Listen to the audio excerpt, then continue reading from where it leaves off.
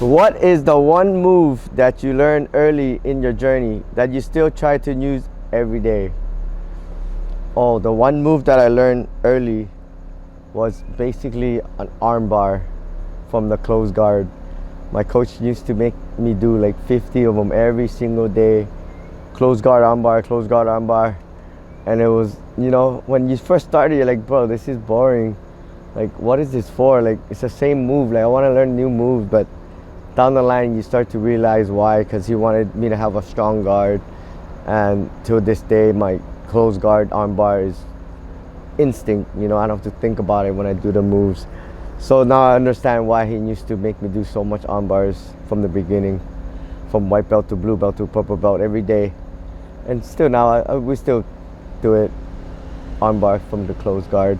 So it helps a lot, drilling it a lot of times. Who is the one person in the gym who has helped you the most? I think that would be my twin brother, because right after the beginning, when we first started, we're basically almost the same level, and we're always trying to kill each other, right? The twin brother. So we're able to go really hard with each other, with nobody having hard feelings for each other after the fight. And he's always been a good push between me and him. He's always pushing me, and I'm pushing him. And if he catches me, I'm like eagerly want to show him who's the better brother, right? And that's how we just end up pushing each other. His level is just higher and higher without, anybody getting hurt and stuff. If you had to teach a brand new white belt a single principle about staying safe and having longevity in the sport, what would it be? Okay, it would be, I think it's not all about going 110% and trying to tap everyone out every single roll. Just focus on learning techniques and executing the moves properly without trying to kill everybody. Because if you're the person that kills everybody and tapping everybody out, you're gonna end up noticing no one wants to roll with you down the line, right? Because the word's gonna spread. You're the guy that just hurts everybody, or that goes 110% with females that they're just trained for exercise, and down the line you end up losing rolling partners, and nobody wants to roll with you. So be nice, roll technical, practice your moves without going a competition level all the time. How do you effectively integrate techniques you learn from seminars or instructional into your live rolling game? Okay, I like to go to seminars because each coach or senseis or people have different styles and different techniques, and I like to go and see what they teach and their style, and then I try to take it and integrate it into my game. And because some moves you learn you can use, and some you can't, right? So you just gotta pick it out, and I try to find ones that are similar to my style that I like to use, and then I practice it for a few weeks until I get it really good, and then I teach my students when it makes sense to me, and I can incorporate their style into mine and make it like a nice little blend or whatever, and understand the move better, try it out for a couple weeks with my students, and then I'll teach it from I get it from a different perspective. When passing a tough guard, what is the single most important control points you must win first?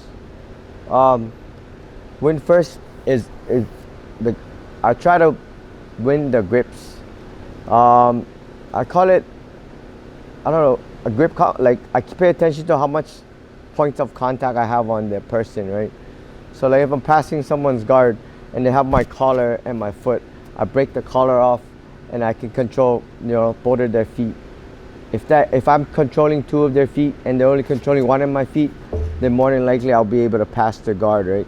So I call it a grip count. The more grip counts I have on them, I have 1 and 2 and they only have 1 on me, then more than likely I'll pass. But if they beat me on the grip count, for instance, if they're playing De La Riva, they're grabbing my leg and my collar, and the other foot is hooking my leg, then they like got 3 controls and points on me, right? My collar, this foot, and this foot.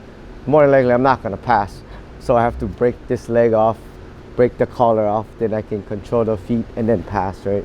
So I pay attention to how many points of contacts I have on them versus they have on me.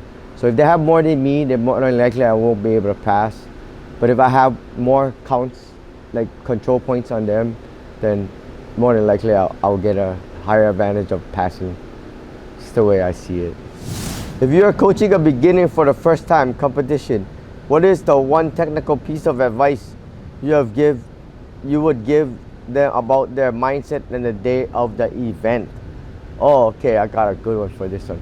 So I always tell my students, right, when they're about to compete, whatever jiu-jitsu you know, it's already gonna be in you or with you, right? All the moves that we practice already, we're naturally gonna be there. So you try to keep yourself as calm as possible.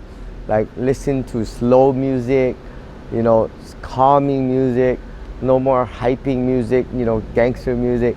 Because to me, it feels like it races your heartbeat up too high right before the match, right? The idea is you wanna keep your heart rate as low and calm as possible. Because when you touch the person, when you're competing, if you're competing for the first time, when they touch the person, you're naturally gonna get the adrenaline dump and your heart rate is gonna skyrocket, right? So the idea is if you keep your heart rate low, when it spikes, it doesn't spike high, right? Or if you're already listening to hype music, gangster music, and you know, thug music, fight music, your heart rate is already going. And then when you touch the person in the fight, you're gonna like overexhaust yourself. So try to naturally stay as calm as possible. So when you do touch the person, your heart rate spikes, but it doesn't spike too high. And jiu-jitsu is gonna come. Whatever moves you know is gonna come out, and it's gonna either work or not work while you're competing. But the advice I try to tell them is just to keep as calm as possible. Which higher level belt requires the most significant shift in your game or mindset to achieve? Oh, okay, I like this one. Okay, so I feel like from white belt, blue belt to purple belt is more like playing guard, playing jiu-jitsu, you know, passing, and then from purple you're just connecting all the transitions together.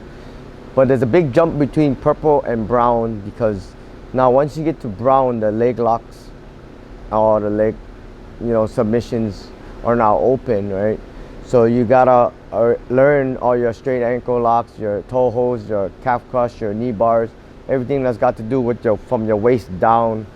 To me, that's a whole another game you gotta learn. So the jump from purple to brown is very significant.